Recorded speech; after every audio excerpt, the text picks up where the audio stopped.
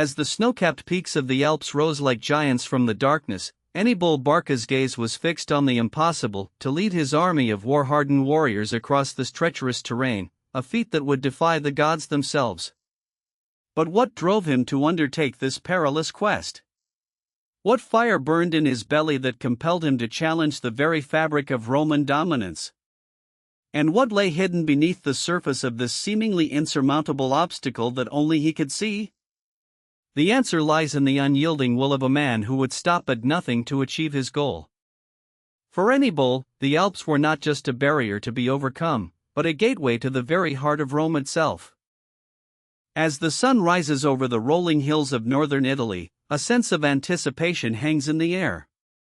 Hannibal's army, a force to be reckoned with, has been marching for weeks, their destination unknown to the unsuspecting Roman legions. The year is 218 BC, and the Second Punic War is just beginning to unfold. Hannibal's eyes gleam with strategic calculation as he surveys the landscape before him. He knows that a decisive victory here will set the tone for the entire campaign. With a subtle nod, his trusted lieutenants move into position, preparing to unleash the fury of the Carthaginian war machine upon their Roman foes.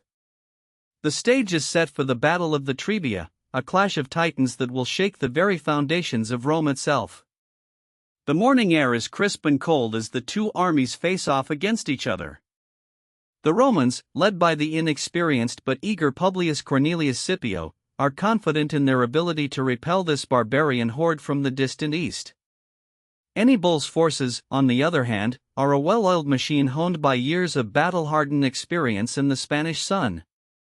The difference between these two armies could not be more stark. As the Roman lines begin to advance, Hannibal's eyes never leave the horizon. He knows that his chance for victory lies not in direct confrontation, but rather in outmaneuvering his opponents and exploiting their weaknesses.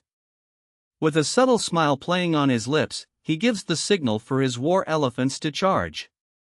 The Roman lines shatter under the weight of Hannibal's attack, their discipline and formation broken by the sheer terror inspired by these massive beasts. The Carthaginian army pours in, cutting down the fleeing Romans with precision and ruthlessness. The battle is all but won before it has even truly begun. As the dust settles, Hannibal surveys the carnage with a sense of satisfaction. His victory at the Trebia marks the beginning of his campaign to conquer Rome, and sets the tone for the rest of this epic struggle between two titanic forces. In the scorching summer of 217 BC, Hannibal's army was on the move.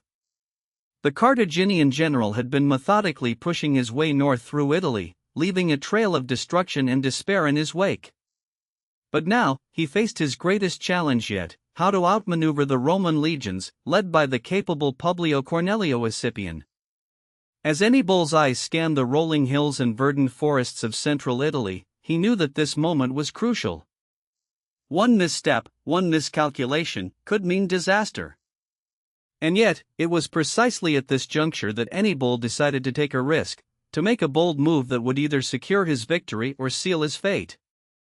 The stage was set for the Battle of Lake Trasimeno, a clash that would be remembered for centuries to come as one of the most daring and brilliant maneuvers in military history. But how did Hannibal manage to outflank his opponents, to turn their own strengths against them? The answer lies in the clever use of terrain, the exploitation of Roman weaknesses, and the unyielding determination of a general driven by victory or death. Let us retrace the steps that led Hannibal to this moment of triumph. The sun beat down upon the Italian plains as Hannibal's army, a seemingly endless tide of Numidian horsemen and fierce Libyan infantry, swept across the landscape. The very earth seemed to tremble beneath their feet as they charged forward with reckless abandon. And at the heart of this maelstrom, the great Carthaginian general himself, his one good eye fixed intently on the Roman lines before him. For it was here, at Cannae, that Hannibal would unleash his masterpiece, a battle plan so audacious, so daring, that even his most skeptical opponents would be forced to acknowledge its sheer genius. The stakes were high, the tension palpable, as these two great armies clashed in a test of strength and strategy that would decide the fate of Italy itself. And yet, despite the gravity of this momentous encounter, Hannibal's thoughts were not on conquest or glory, but rather on outmaneuvering his enemy, exploiting their weaknesses, and securing a decisive victory that would give him the freedom to dictate the terms of war from the very heart of Rome itself. As the once mighty Carthaginian army began to falter, Hannibal's grip on Italy slowly started to loosen. The relentless Roman legions, led by Scipio Africanus, had finally breached the gates of Hannibal's stronghold in the north. The Carthaginians, worn down by a decade of war and dwindling supplies, could only watch as their once proud forces melted away like autumn leaves before the winter's chill. Yet, even as defeat loomed large on the horizon, Hannibal refused to yield. His heart remained steadfast, his will unbroken, just as it had been when he first set foot in Italy with an army of war elephants at his side. The end was near, but Hannibal would not go quietly into the night. In the twilight of his storied career, Hannibal Barca, the greatest general of antiquity, found himself on a downward spiral. Defeated and weary, he had been forced to flee once more, this time from the kingdom of Bithynia, where he had sought refuge after yet another crushing defeat at the hands of the Roman Republic. As he looked out upon the unfamiliar landscape, his mind raced with the weight of his own failures, his reputation in tatters, his people's hopes dashed against the rocks of reality. The man who had once dared to march on Rome itself now found himself a fugitive, forced to rely on the mercy of distant monarchs and the whims of fate. And yet, even as the darkness closed in around him, Hannibal's indomitable spirit refused to be extinguished. For this was a warrior who had faced down the might of Rome and emerged victorious, if only for a brief shining moment.